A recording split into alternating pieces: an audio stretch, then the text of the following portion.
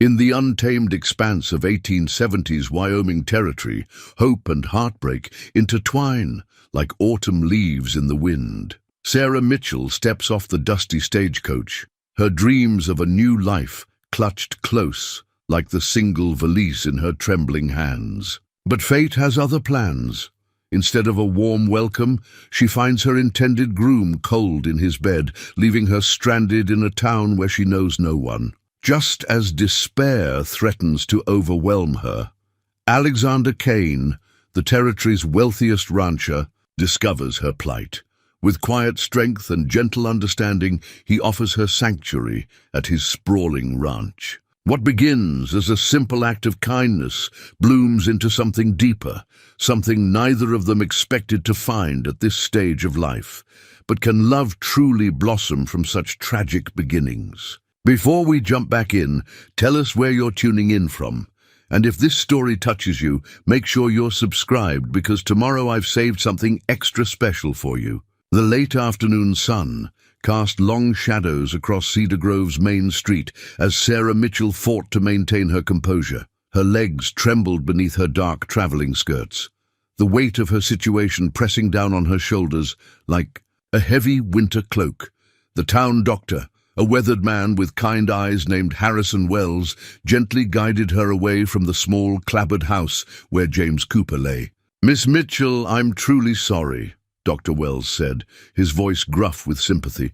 "From what I can tell, he passed peacefully in his sleep, perhaps 2 days ago." Sarah clutched the letter in her pocket. The last correspondence from James Cooper dated just 3 weeks prior. His neat penmanship had spoken of preparations for their wedding, of the small house he'd furnished for them, of his eagerness to provide her a good life, away from the memories of her late husband in Boston. Now those words felt like ashes in her hands. Sheriff Marcus Tate stood nearby, his badge catching the fading sunlight. "Ma'am, did Mr. Cooper mention any illness in his letters?" His tone was professional but gentle, clearly aware of her distress. "No," Sarah managed, her voice barely above a whisper. "His letters spoke only of good health and future plans." She withdrew the folded paper from her pocket, hands shaking as she offered it to the sheriff. As he took it, a gold pocket watch slipped from James's final letter, landing with a soft thud in the dust at her feet. Alexander Kane, who had been speaking quietly with his ranch foreman near the doctor's wagon, stepped forward and retrieved the timepiece. He studied it briefly, before holding it out to Sarah. "It stopped at 3:17, he observed, his deep voice carrying a note of curiosity. "Doctor, would that help determine the time of death?" Dr. Wells nodded thoughtfully. "Could very well match up with my initial assessment. The weather's been cool these past few nights." Sarah stared at the watch in her palm, its golden surface, still warm from Alexander Kane's touch.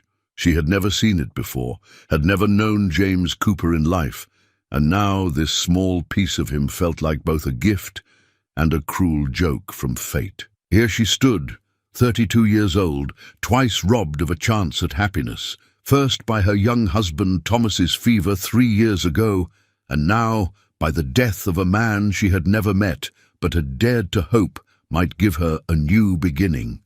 "Miss Mitchell," Alexander Kane's voice broke through her reverie, "you'll need lodging." "The Silver Dollar Hotel?" "I haven't the funds," Sarah interrupted, her cheeks flushing with shame. "I used most of my savings for the stage passage." The admission cost her pride dearly, but there was no sense hiding the truth of her situation. Kane's expression remained neutral, but his eyes softened. "Then you'll stay at my ranch. Mrs. Bradford, my housekeeper, will ensure you have everything you need until we can sort this out." Sarah wanted to refuse, her Boston propriety bristling at the idea of accepting charity from a stranger. But as the sun sank lower and the evening chill began to creep through her travel-worn clothes, she recognized the wisdom in accepting his offer. This was not Boston, with its familiar streets and social safety nets. This was the Wyoming territory, where survival often depended on the kindness of strangers. "Thank you, Mr. Kane," she said finally, her voice steady, despite the tears threatening at the corners of her eyes. "You're very kind." As Alexander Kane helped her into his waiting buggy, Sarah caught sight of a man watching from the shadows of the mercantile. Thomas Whitaker, Kane's foreman, stood with his arms crossed, his expression unreadable in the gathering dusk. Something in his steady gaze made Sarah shiver, though she couldn't have said why. The buggy pulled away from the somber scene, leaving behind the house where her dreams had died for the second time. Sarah clutched James Cooper's pocket watch, its quiet face reflecting the last rays of sunset, keeping its secrets close. The Kane Ranch emerged from the darkness like a dream, its sprawling main house silhouetted against the star-filled Wyoming sky. Sarah watched through the buggy's window as they passed under an iron arch bearing the ranch's brand, a stylized K with a crown above it. Lanterns glowed welcomingly from the wraparound porch, and smoke curled from 2 of the 3 brick chimneys. "Circle K Ranch," Alexander Kane said, breaking the comfortable silence that had fallen between them during the ride. "Been in my family for 20 years now. My father started it with just 50 head of cattle and a dream." There was quiet pride in his voice, the kind that came from building something substantial and lasting. As they drew closer, Sarah could make out more details: the freshly painted white clapboard siding, green shutters, and a well-tended flower garden that suggested a woman's touch. The house spoke of prosperity earned through hard work rather than inherited wealth. A plump woman in her 60s hurried out onto the porch, wiping her hands on her apron. "Mr. Kane, we've been worried sick with you out so late." Her eyes fell on Sarah, and her expression shifted from concern to immediate understanding. "Oh, dear Lord, this must be Miss Mitchell." Alexander helped Sarah down from the buggy. "Mrs. Bradford, Miss Mitchell will be staying with us for a time. She's had a difficult day." "James Cooper's intended?" Mrs. Bradford's face softened with sympathy. "We heard about his passing just hours ago. Thomas rode ahead to tell us." She took Sarah's cold hands in her warm ones. "Come inside, dear. I've got soup keeping hot on the stove and fresh bread cooling on the rack." The interior of the house matched its impressive exterior. Rich wood paneling lined the walls, and a grand staircase curved up to the second floor. But unlike the austere mansion Sarah remembered from Boston, this home felt lived in and welcoming. A fire crackled in the main hearth, and the smell of fresh bread and coffee filled the air. Mrs. Bradford led them to a cozy dining room where the table was already set for 3. "I took the liberty," she said, answering Alexander's questioning. "Look, figured nobody would have thought about feeding the poor girl." Over bowls of rich beef stew and warm bread, Alexander shared more about the ranch. "We run close to 2,000 head of cattle now, and we're one of the main suppliers for the railroad companies moving west. The operation's grown considerably since my father's day." Sarah found herself drawn into the conversation, despite her exhaustion. "Your father must be very proud." A shadow crossed Alexander's face. "He passed 5 years ago. Mother followed a year later, but yes, I think they'd be proud of what we've built here." He gestured to include Mrs. Bradford, who beamed at the acknowledgement. "The ranch deeds in the study," Alexander continued, "signed by my father the day he bought this land. He always said that piece of paper was worth more than gold because it represented not just ownership, but the chance to build something lasting." Sarah nodded, understanding the value of such dreams. She had carried similar hopes in her letters to James Cooper, dreams of building a new life, of finding purpose again after loss. As if reading her thoughts, Mrs. Bradford gently touched her hand. "Life has a way of taking unexpected turns, dear. Sometimes what seems like an ending is just God opening a different door." Sarah managed a small smile, though her heart still felt heavy with grief, not so much for James Cooper himself, whom she had never known, but for the future she had imagined with him. Now she sat in a stranger's home, dependent on kindness. She had no way to repay. "Thank you both," she said softly. "I don't know what I would have done without your generosity today." Alexander's eyes met hers across the table, their deep brown color warm in the lamplight. "We take care of our own out here, Miss Mitchell. The territory may seem wild, but we survive by looking out for each other. Something in his steady gaze made Sarah feel, for the first time since stepping off the stagecoach, that perhaps all hope was not lost after all. Morning came to Circle K Ranch in layers of sound. Roosters crowing, cattle lowing in the distance, boots on wooden floors, and the clatter of pots in the kitchen below. Sarah woke in the prettiest guest room she'd ever seen. Sunlight streaming through lace curtains onto a handmade quilt. On the bedside table lay a set of brass keys with a small note in Mrs. Bradford's neat handwriting. For your use, room key, library, and garden gate. Make yourself at home. The simple gesture of trust brought tears to Sarah's eyes. She dressed quickly in one of her 2 remaining clean dresses, a practical navy cotton that had survived the journey well, and made her way downstairs. The house felt different in daylight, its grandeur softened by signs of daily life.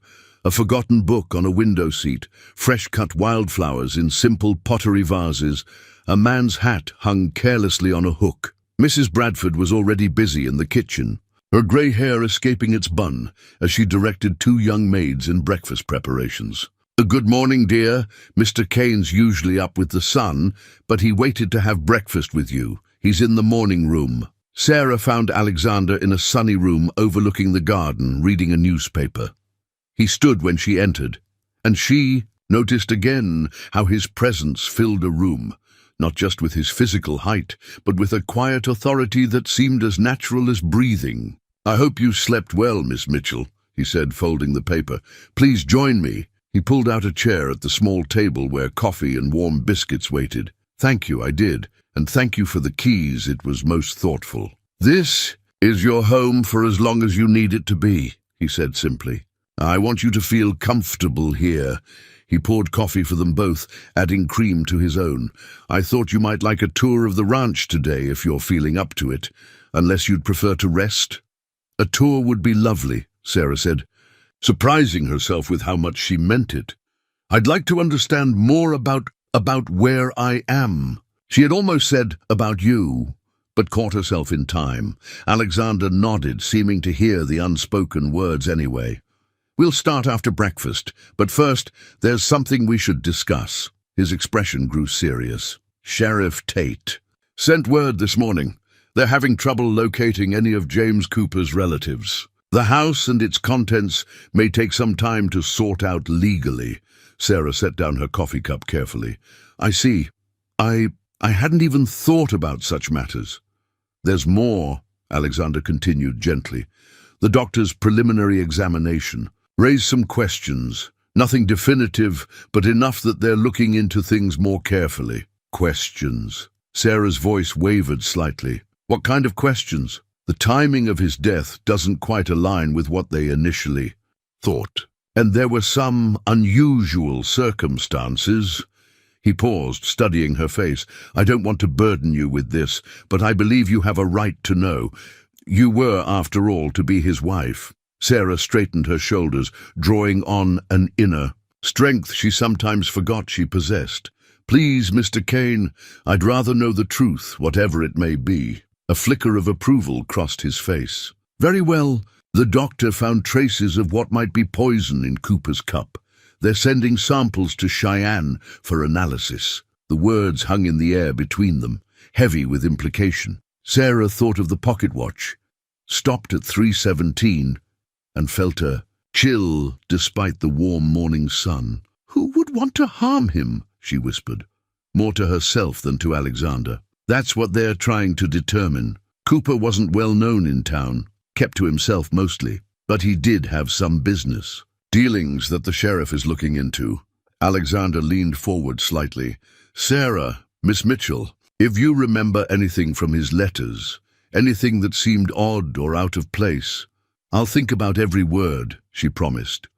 Though they seemed ordinary enough at the time, their eyes met across the table, and Sarah felt something shift. Between them, a shared purpose perhaps, or a deepening trust. Either way, she knew in that moment that her life had become entangled with Alexander Kane's in ways neither of them could have predicted. The morning tour of Circle K Ranch had to wait. Just as Alexander was helping Sarah into his buggy, Thomas Whitaker rode up in a cloud of dust, his expression grim. In his hand was a crumpled piece of paper. "Found this tacked to the stable door. Mr. Kane," he said, passing over what appeared to be a note. "Might want to read it private-like." Alexander unfolded the paper, his face hardening as he read. Without a word, he handed it to Sarah. The message was brief, written in a crude hand. The schoolmarm should have stayed in Boston. Cooper was just the beginning. Sarah's hands trembled as she read the words again. "Who would inside?" Alexander cut her off, his tone brooking no argument. He turned to Thomas. "Get the men together. Full patrol of the property borders, and send someone to fetch Sheriff Tate." The grand house suddenly felt like a fortress as Alexander ushered Sarah into his study. It was a masculine room with leather-bound books lining dark wood shelves and a massive oak desk dominated by leather-bound ledgers. He closed the door behind them, then poured 2 fingers of whiskey into a crystal glass and offered it to her. "I don't usually," Sarah began. "Today you do," he said firmly. She took a small sip, the liquid burning down her throat. "That note, it implies James was murdered because of me. But that's impossible. I'd never even set foot in Wyoming before yesterday." Alexander leaned against his desk, his face troubled. "Not necessarily because of you, specifically. Could be what you represent." "I don't understand." "Progress. Change." He gestured to a map on the wall, showing the territory with its newly laid railroad lines cutting across like steel scars. "This territory's changing fast. Railroads bringing settlers, women, children, schools, churches. Some folks don't take kindly to that." Sarah set down the whiskey glass. "But James Cooper invited me here. He wanted a wife, a family." "Yes, and he was also selling parcels of his land to the railroad." Alexander pulled a document from his desk drawer. "Found out this morning from the land office. Cooper had signed contracts to sell significant portions of his property, land that some of the older ranchers had been using for free grazing for years." A knock at the door interrupted them. Mrs. Bradford entered, her usual cheerful expression replaced by concern. "Sheriff Tate is here, Mr. Kane, and Dr. Wells with him." The men entered, bringing with them the smell of horses and trail dust. The sheriff held his hat in his hands, turning it nervously. "The tests from Cheyenne came back," Dr. Wells said without preamble. "It was poison, all right. Arsenic, mixed into his evening tea." Sarah swayed slightly, and Alexander's hand was immediately at her elbow, steadying her. The sheriff cleared his throat. "There's more," he said. "We found this hidden in Cooper's mattress." He produced a leather portfolio, its contents spilling onto Alexander's desk. Land deeds, contracts, and letters. Dozens of them. "These aren't my letters," Sarah said, examining the unfamiliar handwriting.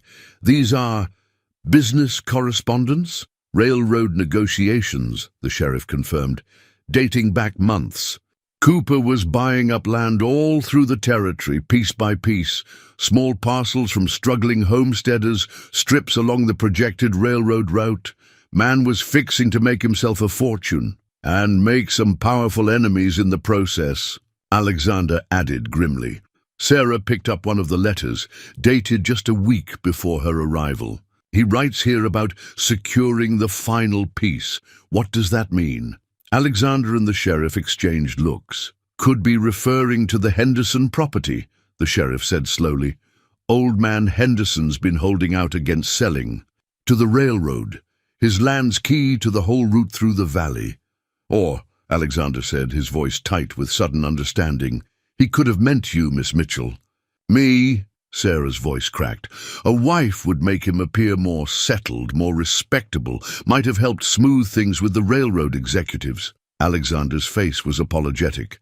"I'm sorry, but it's possible your arrival was meant to be the final piece of his plan." Sarah sank into a leather chair, her mind whirling. Everything she'd believed about her fresh start, about James Cooper's interest in her, tilted sideways. She wasn't sure what hurt more, the betrayal of her hopes or the humiliation of being used as a pawn in a land scheme. Dr. Wells cleared his throat. If it helps, Miss Mitchell, you may have been spared a worse fate. A man capable of such calculation might not have made the most loving husband, she finished quietly. And now someone's threatening you, Alexander said, picking up the crude note again.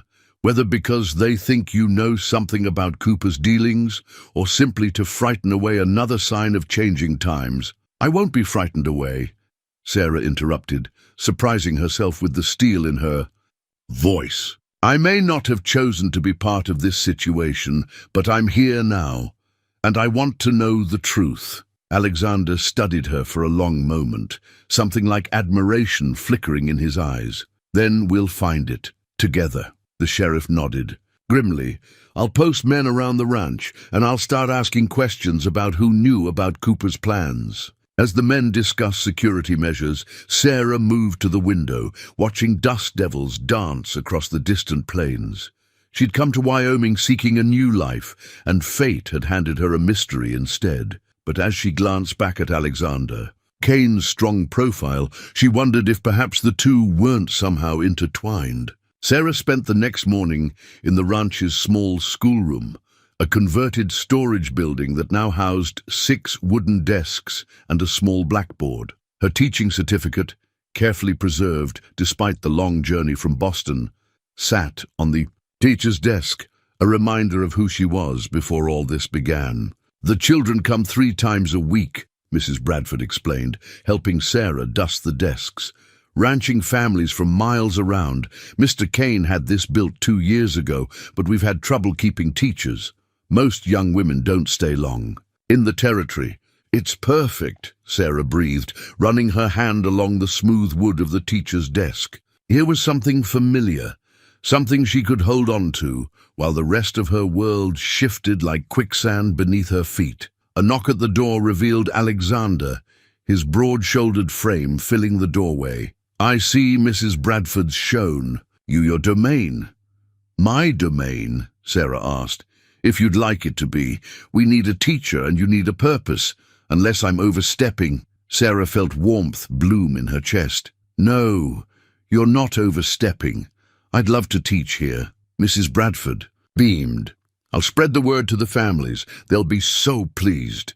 After the housekeeper left, Alexander lingered, watching Sarah arrange books on a shelf. You seem more settled today. Teaching helps, she admitted.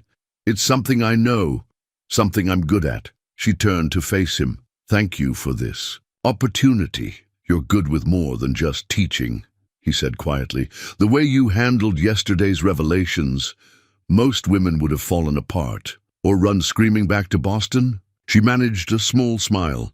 I considered it, I'll admit, but that would feel like letting them win, whoever them might be. Alexander's expression grew serious. About that, Sheriff Tate's been asking around about Cooper's business dealings. Seems our neighbor Marcus Blackwood had some heated words with him the week before his death, something about land access rights. The cattle baron you mentioned, the same. Controls most of the North Valley grazing lands.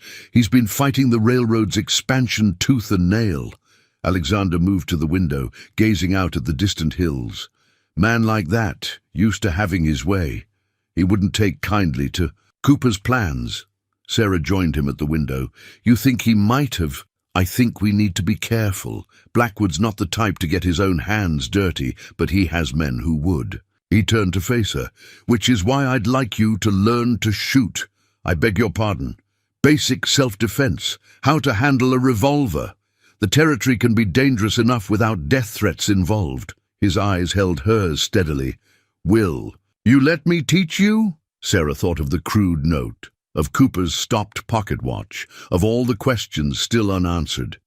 Yes, she said firmly. When do we start? A ghost of a smile touched his lips. This afternoon, if you're willing. Though first, I believe I still owe you that tour of the ranch. The morning sun had burned away the early chill as they rode out in Alexander's buggy. Sarah found herself relaxing as he pointed out various aspects of the ranch operations, the calving pastures, the new irrigation system, the line shacks where cowboys stayed during roundup time. Your father built all this from nothing? she asked, impressed by the scope of the operation. He had a gift for seeing potential where others saw only wilderness. Alexander's voice carried that same quiet pride she'd noticed before. Taught me everything I know about ranching and about life, really. He sounds like a remarkable man. He was. Alexander clicked to the horses, guiding them up a small rise. There's something I'd like to show you. They crested the hill, and Sarah gasped. Below them stretched a hidden valley, filled with wildflowers in full bloom. A small stream wound through it, its banks lined with cottonwoods. It's beautiful, she breathed. My mother's favorite spot. She used to paint here. He helped her down from the buggy. I thought you might like a place to come when you need. To think, or just to be away from everything for a while. Sarah turned to him, touched by the thoughtfulness of the gesture. Thank you, Mr. Kane. Alexander, he said softly. Please. Their eyes met, and Sarah felt that same connection she'd sensed yesterday in his study, a recognition of something shared, something growing between them despite the circumstances that had brought her here. The moment was broken by the sound of hoofbeats. Thomas Whitaker appeared over the rise, his expression dark. Mr. Kane, rider coming in from town. There's been another incident. The ride back to the ranch house passed in tense silence. At the front porch, Sheriff Tate waited with a document in his hands, his expression grim. Two of his deputies stood nearby, their hands resting meaningfully on their gun belts. Marcus. Blackwood filed an injunction this morning, the sheriff said without preamble, handing the paper to Alexander. Claims Cooper's land sale contracts were fraudulent. He's demanding all transactions be frozen pending investigation. Alexander's jaw tightened as he read. This is nothing but a delaying tactic. There's more, Sheriff Tate continued. Henderson's barn burned down last night. No proof it's connected, but Henderson was the last holdout against selling. To the railroad, Sarah finished, remembering their earlier conversation. The same railroad Cooper was working with. The sheriff nodded approvingly. You catch on quick, Miss Mitchell. Yes, and now Henderson's spooked. Says he'll sell to Blackwood instead of waiting for the railroad's offer. Convenient timing, Alexander said darkly. He turned to Thomas. Double the patrols. I want eyes on every fence line, especially where we border Blackwood's property. Sarah studied the injunction notice, her teacher's eye catching details others might miss. This document, the language is peculiar. It specifically mentions all parties with knowledge or claim to said contracts. Wouldn't that include me, since I was to marry Cooper? Alexander took the paper back, frowning as he reread it. She's right. This isn't just about the land deals. They're trying to tie you to Cooper's business dealings legally. But why? Sarah asked. I knew nothing about any of this until yesterday. Because as Cooper's intended bride, you might have claimed to his estate, the sheriff explained. And if the estate is tied up in legal battles, the railroad contract deadlines could expire, Alexander finished. Blackwood wins by default. Sarah felt a chill that had nothing to do with the afternoon breeze. So, I'm not just a loose end to be frightened away. I'm a legal liability, one that certain parties might want to eliminate entirely, Thomas added bluntly, earning a sharp look from Alexander. You'll stay close to the house, Alexander said to Sarah, his tone leaving no room for argument. And we'll start those shooting lessons today, not later. The sheriff cleared his throat. About that, found something else you should see. He reached into his vest and withdrew a folded paper. This land dispute document was in Cooper's effects. Shows Blackwood tried to buy him out 6 months ago. Cooper refused. Sarah took the document, noting the angry red ink annotations in the margins. These numbers, they're far above market value. Why would he refuse such an offer?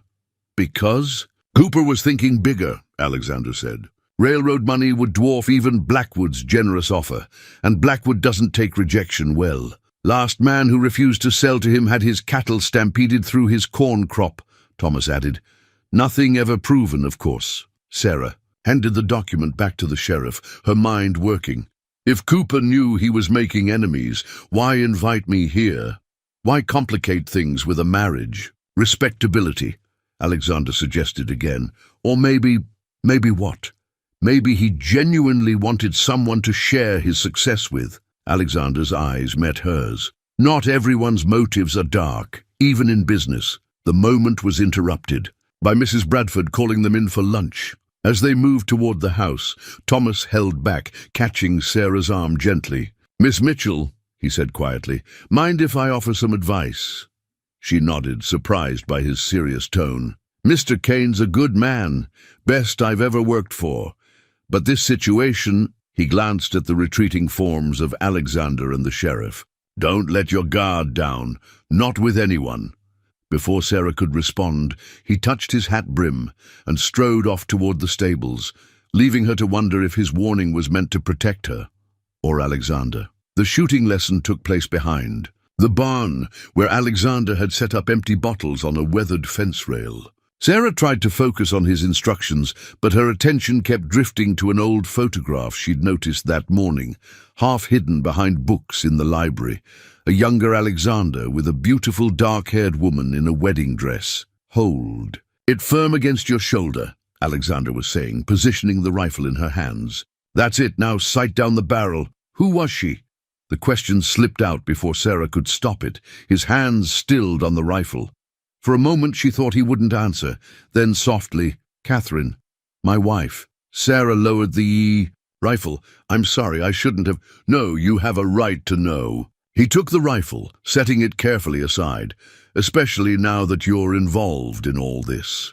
He gestured to a nearby hay bale, and they sat together in the late afternoon sun. "Catherine died 8 years ago," he said, his voice carrying old pain. "Fever took her and our unborn child. I was in Cheyenne on business. By the time I got back—" He trailed off, his eyes distant. "That's why you built the schoolroom," Sarah realized. "It would have been for your child." Alexander nodded. "Catherine was a teacher like you. She always said education was the future of the territory." A ghost of a smile touched his lips. "She'd have liked you." Sarah's heart ached for him, for the life he'd lost. "Is that why you've never remarried?" "Partly, but also because of what happened after." His expression hardened. "While I was grieving, certain parties tried to take advantage, made moves on the ranch, claimed I wasn't fit to manage it. Marcus Blackwood led that charge." "Blackwood again," Sarah murmured. "He offered to buy the ranch for a generous price, said it would be best for everyone." Alexander's voice carried years of bitterness. "I threw him off my property. Been feuding ever since. And now, history's repeating itself," Sarah said. "Another death, another land grab attempt. Except this time we know what we're dealing with." He stood, offering her his hand. "Come on, let's get back to that shooting." "Listen." As Sarah raised the rifle again, she felt Alexander's solid presence behind her, adjusting her stance. The warmth of him was distracting, but comforting too. "Breathe in," he instructed, his voice close to her ear. "Breathe out slowly as you squeeze the trigger." The rifle cracked and one of the bottles exploded. Sarah lowered the gun, surprised and pleased. "Well done," Alexander said softly, still standing close. "You're a natural." Their eyes met, and Sarah felt that now familiar flutter in her chest. But before either could speak, a horse's whinny broke the moment. Thomas rode up, his expression urgent. "Mr. Kane, rider coming in fast. It's Henderson's boy." Young Billy, Henderson, no more than 16, nearly fell from his lathered horse. "Mr. Kane, Pa sent me. Blackwood's men. They're blocking access to the creek. Says since Pa's selling to him now, all water rights revert immediate. That creek feeds half the farms in the valley," Alexander growled. "He can't do that." "Pa says there's going to be trouble. Some of the farmers are talking about forcing the issue." Alexander's face grew grim. "Billy, you ride into town. Tell the sheriff what's happening, Sarah." "I'll be fine," she assured him. "Go." He hesitated, then quickly squeezed her hand. "Stay close to the house. Thomas will keep watch." As Alexander rode off with several ranch hands, Sarah watched. From the barn door, the rifle still warm in her hands. The territory was balanced on a knife's edge, she realized. One push in the wrong direction could send everything spiraling into violence. Behind her, Thomas cleared his throat. "Miss Mitchell, found something you should see." He held out a worn leather journal. "Was going through the old storage room. Came across this. It's Catherine's diary." Sarah took it carefully, understanding the weight of what she was being offered. "Are you sure I should read it?" Thomas said firmly. "Might help you understand what you're really dealing with here." He touched his hat brim and walked away, leaving Sarah to wonder yet again about the layers of mystery surrounding Circle K Ranch. Sarah waited until she was alone in the library, curled in the window seat with the afternoon sun warming the leather cover of Catherine's diary. Her fingers trembled slightly as she opened it, feeling like an intruder in another woman's private thoughts. The first entries were ordinary enough: daily life on the ranch, weather reports, cattle counts. But then she found a newspaper clipping dated 8 years ago, tucked between the pages. The headline caught her eye: "Railroad Survey Team Reports Rich Coal Deposits in North Valley." Catherine's entry below was agitated, the normally neat handwriting rushed. "I knows nothing about this yet. He's still in Cheyenne. MB came by again today, pressing about the sale. Said he'd make it worth our while. When I refused, he turned ugly. Said we'd regret being stubborn. I should tell A when he returns, but he's under so much pressure already with the railroad negotiations." Sarah's breath caught. Railroad negotiations. 8 years ago? She flipped through more pages, finding another entry: "Strange men watching the ranch. Thomas says they're Blackwood's hands, but they don't move like cowboys. A is still delayed in Cheyenne. Something about contract disputes. I've asked Dr. Wells to come by. The baby's fine, but I can't shake this fever." The entries stopped. And there, Sarah sat back, her mind whirling. An old newspaper clipping from the town archives had mentioned Catherine dying of fever, but these entries suggested something more sinister. A knock at the door made her jump. Mrs. Bradford entered with a tea tray, her usual cheerful expression clouded with worry. "Any word from Alexander?" Sarah asked, carefully closing the diary. "Not yet." Mrs. Bradford set down the tray. "But Thomas spotted riders along the north fence. Blackwood's men, most likely." She nodded at the diary. "Found some interesting reading, did you?" "Mrs. Bradford." Sarah hesitated. "What do you remember about Catherine's death?" The housekeeper's hands stilled on the teapot. "I wasn't here then. Came on just after, when Mr. Kane needed help putting the house back together." She poured tea with careful precision. "But I remember the talk in town. Some said it was mighty convenient timing, her passing when she did." "Convenient for whom?" Blackwood had been pushing to buy the ranch for months. Offered Alexander 3 times its worth right after the funeral. Mrs. Bradford's voice hardened. "Man has no shame." Sarah showed her the newspaper clipping. "Because of the coal deposits?" "That, and the water rights. That creek Billy Henderson was talking about? It's fed by underground springs. In a dry territory, water's worth more than gold." She looked sharply at Sarah. "You think Catherine's death wasn't natural?" "I think there are too many patterns repeating. James Cooper dies when he refuses to sell. Catherine dies during railroad negotiations.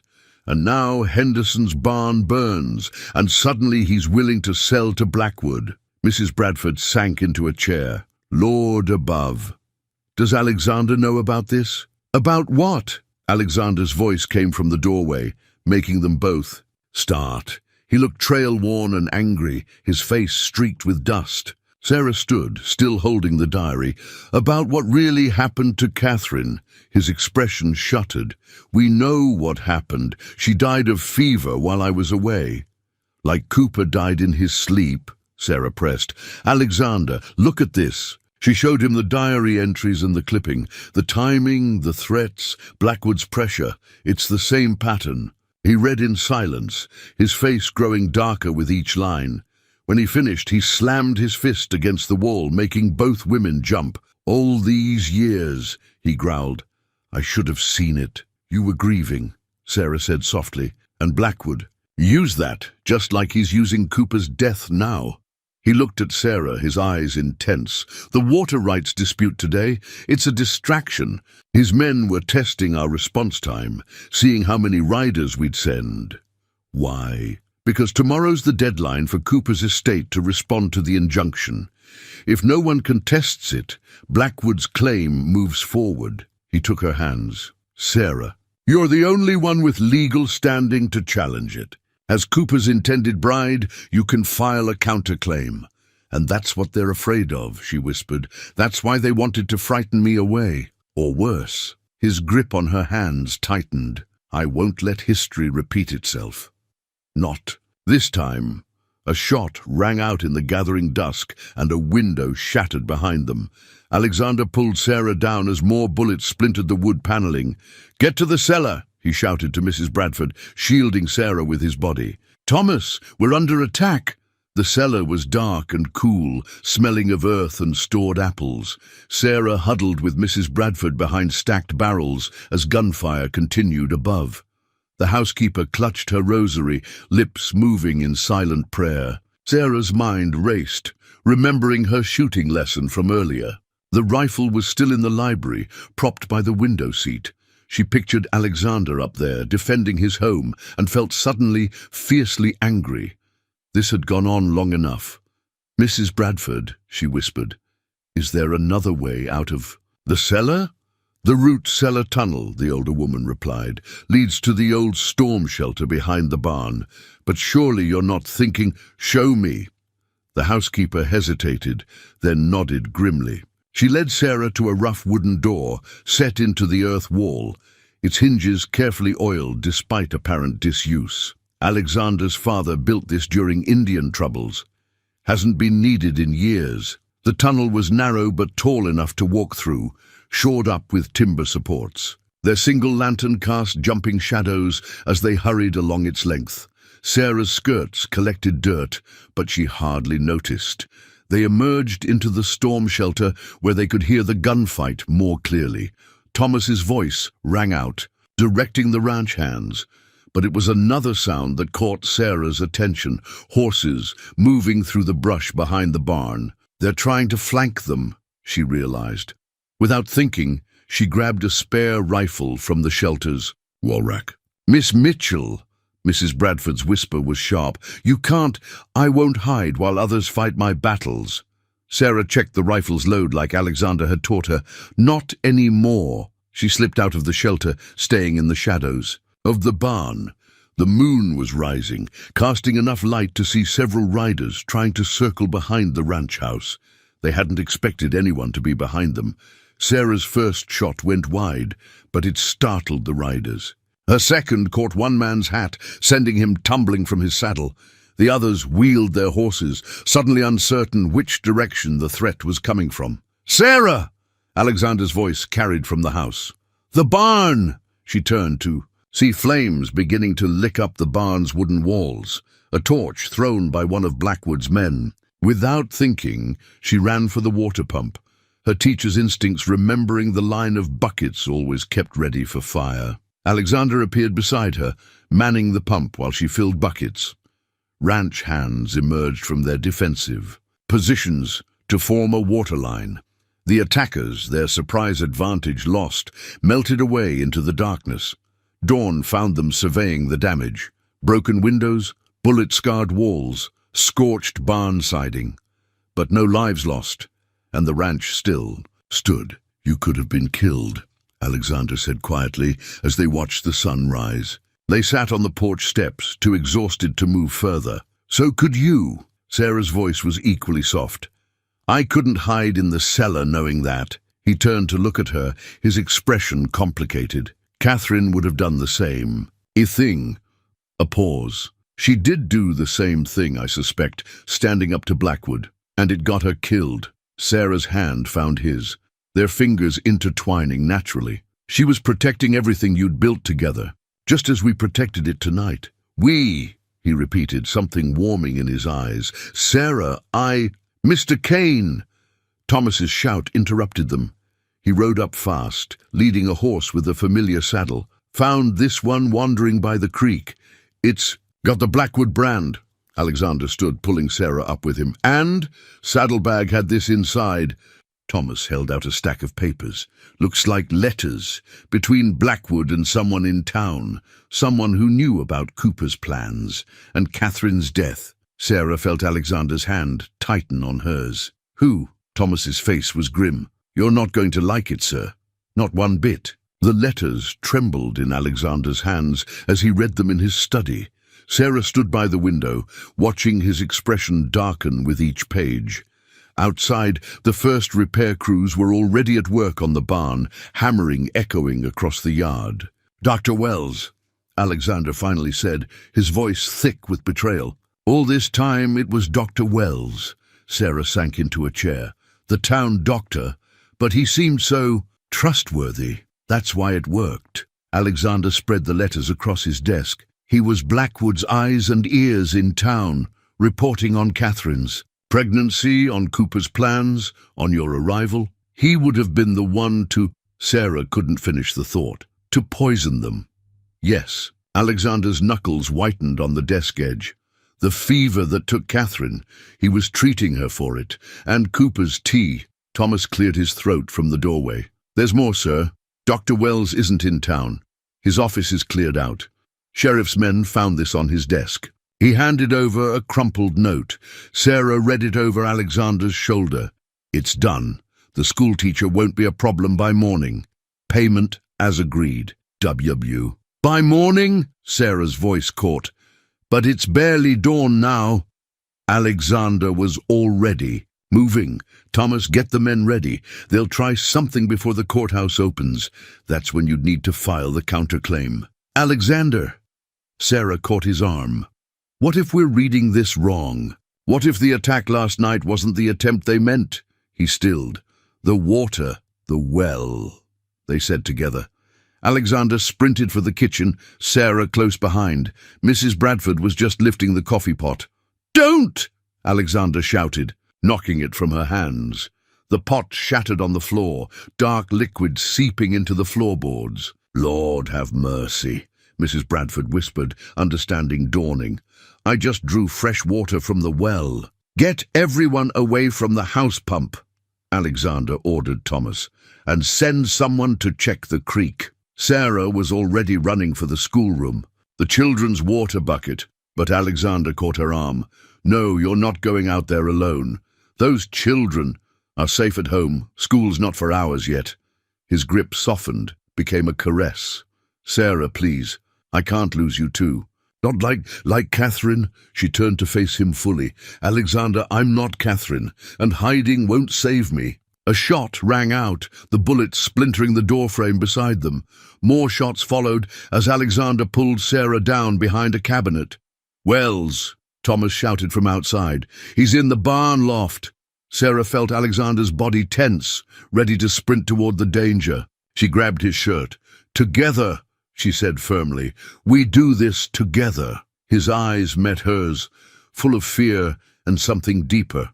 Then he nodded. Together. They crouched by the kitchen window, watching Thomas and the ranch hands exchange fire. With the barn loft, Sarah counted shots, remembering her lesson. He's got to be almost out of ammunition. Unless he has more hidden up there. Alexander's tactical mind was working. We need to flank him, but he's got too good a view of the yard. Sarah looked at the small door to the root cellar. What about the tunnel? His eyes lit with understanding. It comes up behind the barn. He studied her face. It's dangerous. Everything about this is dangerous. She managed a small smile. But I trust you. The moment stretched between them, heavy with unspoken feelings. Then Alexander leaned forward and kissed her, swift and fierce. For luck, he whispered. The tunnel felt different this time, darker and more urgent. They moved as quietly as possible. Alexander leading with his revolver ready. At the storm shelter entrance, they could hear the gunfight continuing out front. Ready? Alexander whispered. Sarah gripped her rifle and nodded. Whatever came next, they would face it together. The storm shelter door creaked softly as they emerged into the pre-dawn shadows behind the barn. Gunfire still crackled from the front, but more sporadically now, Wells conserving ammunition or running low. Sarah touched Alexander's arm. pointing to movement in the hayloft window. A rifle barrel protruded briefly, then withdrew. Wells was dividing his attention between the yard and the back approach, but he couldn't watch both effectively. Alexander motioned for Sarah to stay in the shelter's shadow while he crept along the barn's back wall. She nodded, understanding the plan without words. She'd create a distraction, giving him time to scale the exterior ladder to the hayloft. Staying low, Sarah moved to a position with a clear view of the window. She lifted her rifle, sighting along the barrel, just as Alexander had taught her. Her hands were steady now, fear replaced by cold determination. She fired, the shot punching through the window frame. Wells returned fire immediately, wood splinters flying. Sarah ducked, counted to 3, then fired again. From the corner of her eye, she saw Alexander reaching the ladder. "It's over, Wells," she called out, keeping his attention. "The sheriff's been told everything." "Nothing's over." Wells's voice was thick with desperation. "You have no idea what Blackwood's capable of, what he'll do to anyone who crosses him. Like what you did to Catherine." The words tasted bitter in her mouth. "Was that Blackwood's idea or yours?" A harsh laugh. "That stupid woman wouldn't listen. Nobody would listen. The territory's changing. You either adapt or you die." Alexander was nearly at the loft door. Sarah needed Wells distracted just a moment longer.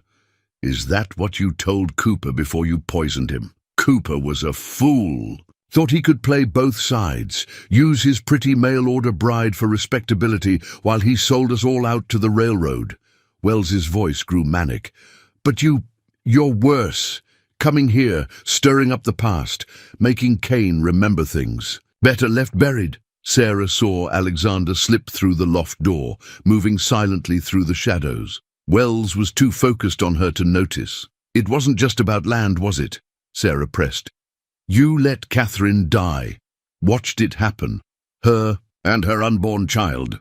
She brought it on herself," Wells shouted. "She found the papers, threatened to expose everything. Blackwood's plans, the coal surveys, all of it. What choice did we have?" "We?" Alexander's voice was deadly quiet. "You mean you and Blackwood?" Wells spun, raising his rifle, but Alexander was faster. The gun went flying as the two men crashed together, grappling in the hay-strewn loft. Sarah ran for the barn's interior stairs, taking them 2 at a time. She reached the loft just as Wells pulled a knife. Alexander knocked it away, but Wells drove his shoulder into Alexander's midsection, sending them both staggering toward the loft door. Sarah didn't hesitate. She swung her rifle like a club, catching Wells across the shoulders. He stumbled, giving Alexander the opening he needed. His fist connected with Wells's jaw, sending the doctor crashing into a support beam. But Wells wasn't finished. He lunged for his fallen rifle, fingers closing on the stock. "Blackwood will kill you all," he snarled, starting to swing the barrel up. 2 shots rang out almost simultaneously. Sarah's bullet struck Wells's shoulder, spinning him around. Alexander's hit sent a mass. The doctor toppled backward through the loft door, falling to the yard below. In the sudden silence, Sarah could hear shouts from the ranch hands, running. Effete, Thomas calling for someone to fetch the sheriff. But all she could focus on was Alexander, whole and alive before her. He crossed the loft in 2 strides, pulling her into his arms. She buried her face in his chest, breathing in leather and gun smoke and him. "I thought," she started. "I know." His arms tightened. "But we did it. Together." "Together," she echoed, raising her face to his. This time, when they kissed, it was slow and deep, full of promise and relief and tomorrow. Dawn painted the sky in shades of pink and gold as Sheriff Tate supervised his deputies, loading Wells's body into a wagon. Sarah sat on the porch steps, wrapped in Alexander's coat despite the warming air. Her hands still trembled slightly when she thought about how close they'd come to disaster. "Miss Mitchell," Thomas approached, holding out a steaming cup of coffee. Mrs. Bradford made a fresh pot, tested it herself. His attempt at humor drew a wan smile from Sarah. "Thank you, Thomas, for everything." She looked up at him. "You knew, didn't you? About Wells? That's why you gave me Catherine's diary. He settled on the step beside her, his weathered face serious. Had suspicions, no proof, but when you arrived, started asking questions. Seemed like maybe God was giving us a second chance to make things right. Alexander emerged from his meeting with the sheriff, his face tight with controlled anger. Tate's men found papers in Wells' office, letters, records, going back years. Blackwood's been planning this takeover since before Catherine died. The railroad, Sarah said. He knew it was coming, knew what it would mean for land prices and water rights. Alexander sat on her other side, his solid presence comforting. Wells documented everything, his own insurance policy probably, even wrote down what he used on Catherine, small doses of poison in her medicine, making her weaker each time. Sarah reached for his hand, twining their fingers together. At least now we can prove what happened. Give her justice. Some justice. His grip tightened. Blackwood's still out there. Not for long, Thomas said grimly. Sheriff's organizing. A posse. Between Wells's confession and those papers. Sir, a ranch hand called from the yard. Riders coming. Looks like Henderson and some others. They stood, watching the approaching dust cloud resolve into a group of men. Old man Henderson led them, his face red with fury beneath his grey beard. "Kane!" he bellowed, reining in. "Just heard about Wells. That snake tried to poison my family too. Found strange powder in our well this morning." Murmurs ran through the gathered farmers and ranchers. Henderson wasn't finished. "Blackwood's men are blocking water access up and down the valley. Says since I agreed to sell, he owns the water rights now." He spat in the dust. "Well, to hell with that." "I ain't selling to no murderer." "None of us are," another farmer added. "We're with you, Kane, whatever comes next." Alexander surveyed the group of determined faces. "Blackwood won't take this lying down. Could get ugly." "Already is ugly," Henderson retorted. "Question is, you gonna lead us in making it right?" Sarah felt Alexander straighten beside her, saw the mantle of leadership settle on his shoulders. This was the man his father had raised him to be, the man Catherine had loved, the man she herself was coming to love. "We'll need a plan," he said. "Can't just ride in shooting." "Already got one," Sarah surprised herself by saying. Everyone turned to look at her. "Those railroad contracts Cooper negotiated? They're still valid. I can file the counterclaim to Blackwood's injunction, but we'll need proof of his crimes to back it up." "Wells's papers," Thomas nodded, "and all these witnesses to the water rights interference. More than that." Sarah's teacher's mind was racing ahead. "The Railroad Commission is meeting in Cheyenne next week. If we can prove Blackwood's been using illegal means to block progress, they'll pull his government contracts." Alexander finished, a slow smile spreading across his face. "And without those contracts, his empire collapses," Henderson said with satisfaction. Alexander turned to Sarah, his eyes warm with admiration. "You're amazing, you know that." She felt herself blush. "I just believe in fighting for what's right, like someone else I know." Their eyes held, the connection between them almost tangible. Then Alexander turned back to the gathered men. "All right, here's what we're going to do." Sarah examined her revolver carefully, just as Alexander had taught her. The weight of it felt familiar now, almost comfortable. From her window in the ranch house, she could see men preparing for tomorrow's confrontation, checking saddles, cleaning weapons, speaking in low, determined voices. "You don't have to come," Alexander said from the doorway. He'd been watching her for several minutes, his expression a mix of pride and concern. "Yes, I do." She turned to face him. "I'm the only one who can file that counterclaim, and after everything that's happened—" She touched the loaded revolver. "I won't hide while others fight my battles. Not anymore." He crossed the room to her, taking her hands in his. "You're the bravest woman I've ever known, except maybe Catherine." His smile was sad. "She would have liked that you're finishing what she started." "What we're all finishing," Sarah corrected gently. "This isn't just about Catherine anymore, or Cooper, or me. It's about everyone Blackwood's hurt, everyone he's threatened." A knock interrupted them. Thomas entered, carrying saddlebags full of papers.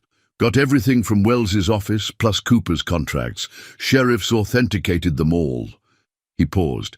But Blackwood's men are watching the roads to town. Getting there to file the claim won't be easy. That's why we'll split. Up, Alexander said. 3 groups. Sarah and I will carry the real papers. Henderson's group will draw attention on the main road. Thomas, you'll lead a second decoy group along the river trail. Blackwood's bound to have men at the courthouse, Sarah pointed out. Even if we get there. Already thought of that. Alexander's eyes gleamed. Judge Parker owes me a favor. He'll have deputies waiting. We just have to get you inside. Sarah studied the town map spread across the desk, tracing the back alley that would lead them to the courthouse's side entrance. So much could go wrong, but so much already had. And here she stood, stronger for it. Sarah, Alexander's voice was soft. If anything happens tomorrow, she pressed her fingers to his lips. Don't. We're both coming back. We have too much left to say to each other. His eyes darkened with emotion. Instead of speaking, he pulled her close, kissing her with an intensity that made her knees weak. When they parted, both breathless, she saw her own determination reflected in his face. Together, he whispered against her hair. Together, she agreed. Mrs. Bradford's voice carried up from below, calling everyone to supper. It would be their last meal before tomorrow's confrontation. Sarah took one final look at her revolver before holstering it. Catherine's diary, she said suddenly. We should take it too. Her words about Blackwood's threats, combined with Wells's confession. Alexander nodded. Every piece of evidence helps. He offered her his arm. Shall we? As they descended. The stairs, Sarah saw the dining room filled with their allies. Thomas conferring with Henderson. Ranch hands sharing coffee with farmers, Mrs. Bradford directing kitchen girls carrying platters of food. These were her people now, she realized. This was home. Tomorrow would bring danger, perhaps death. But tonight, they would break bread together, share stories, and prepare for whatever came next. Sarah squeezed Alexander's arm, drawing strength from his presence. The loaded revolver at her hip was a constant reminder of how far she'd come from. The Boston schoolteacher who stepped off the stagecoach. She wasn't just a mail-order bride anymore. She was a woman fighting for justice, for love, for the future of this wild and beautiful territory. And tomorrow, one way or another, it would end. Dawn had barely touched the eastern sky when they rode out. Sarah's dark riding habit blended with the shadows, the saddlebags containing their precious documents secured firmly.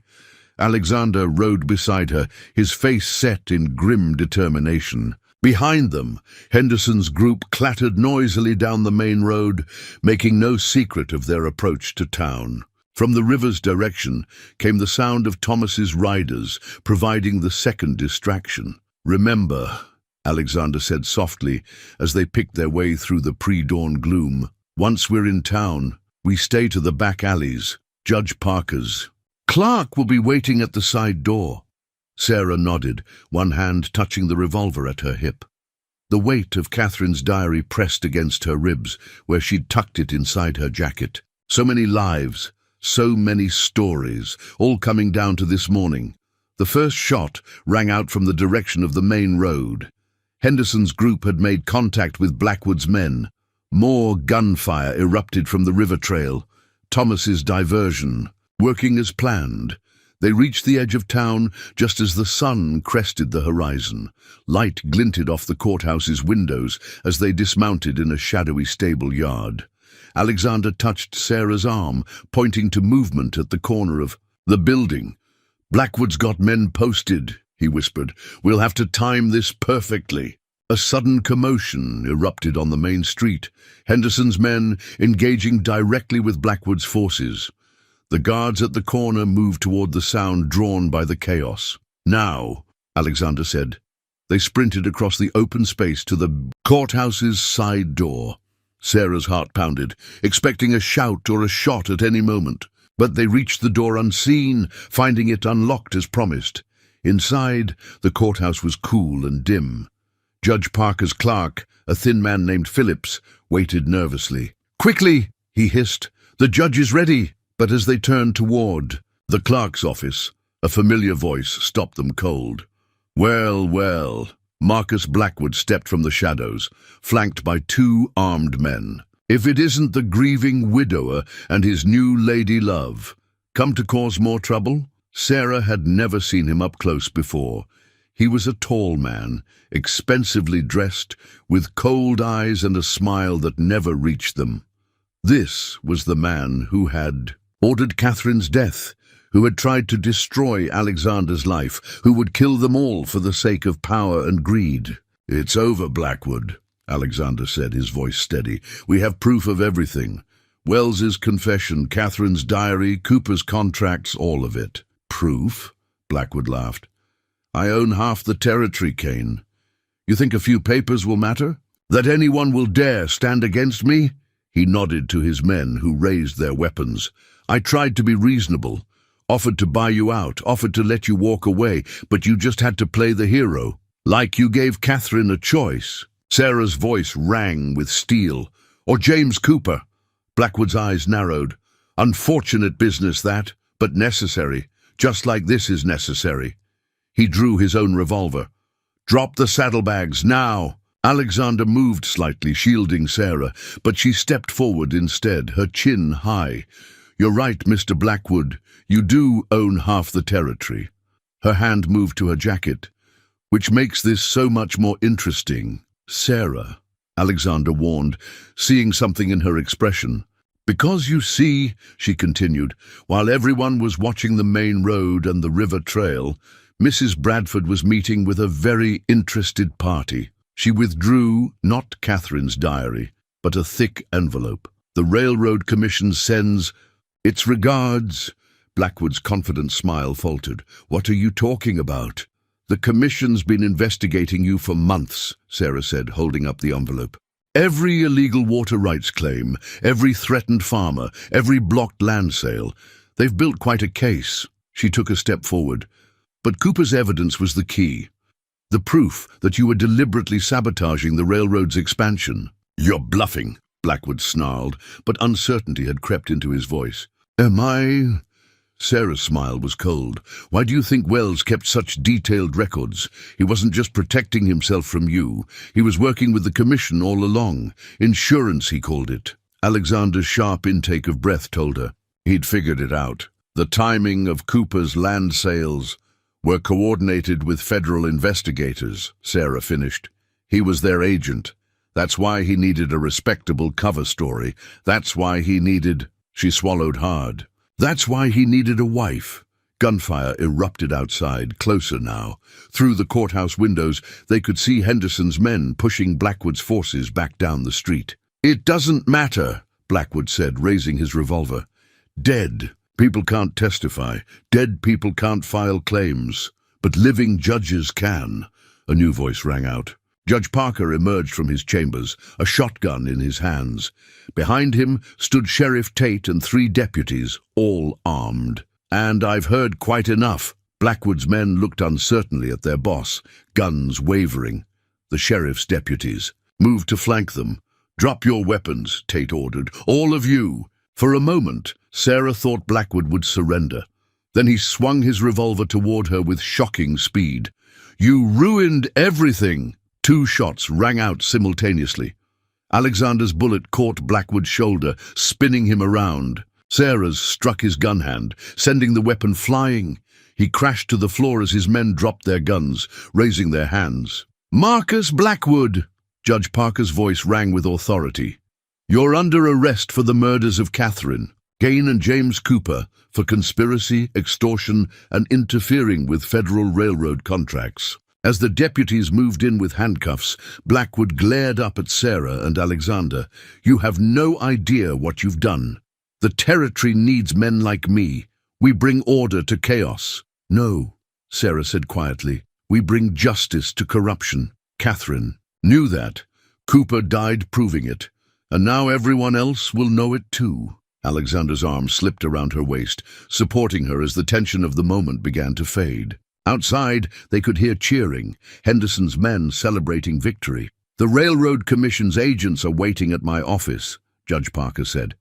"They'll want statements from both of you." Sarah nodded, then turned to Alexander. His eyes were bright with unshed tears. "Catherine would be proud," she whispered. "We finished what she started." "What we all started," he corrected softly, echoing her words from earlier.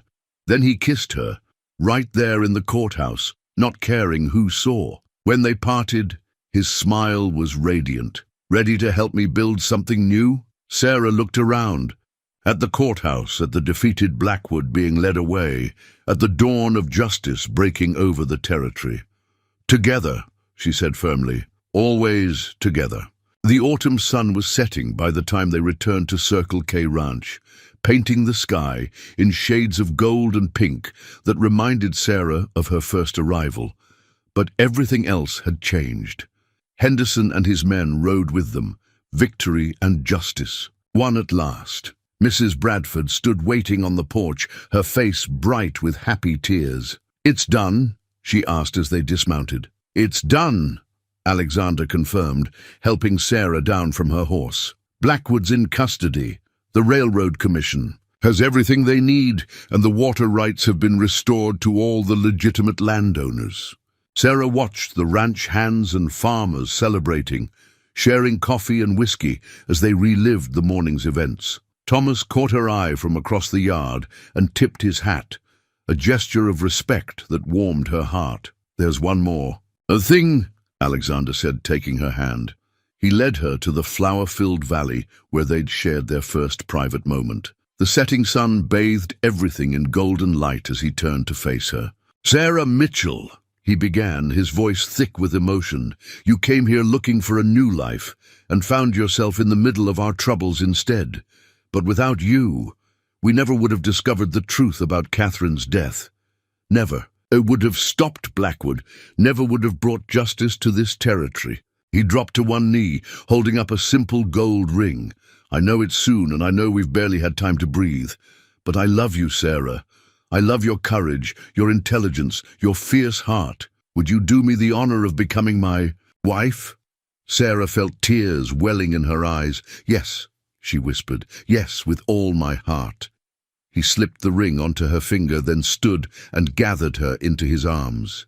Their kiss was sweet and tender, full of promise for the future. "I have something for you too," she said when they parted. From her pocket, she drew out a folded paper, her teaching certificate.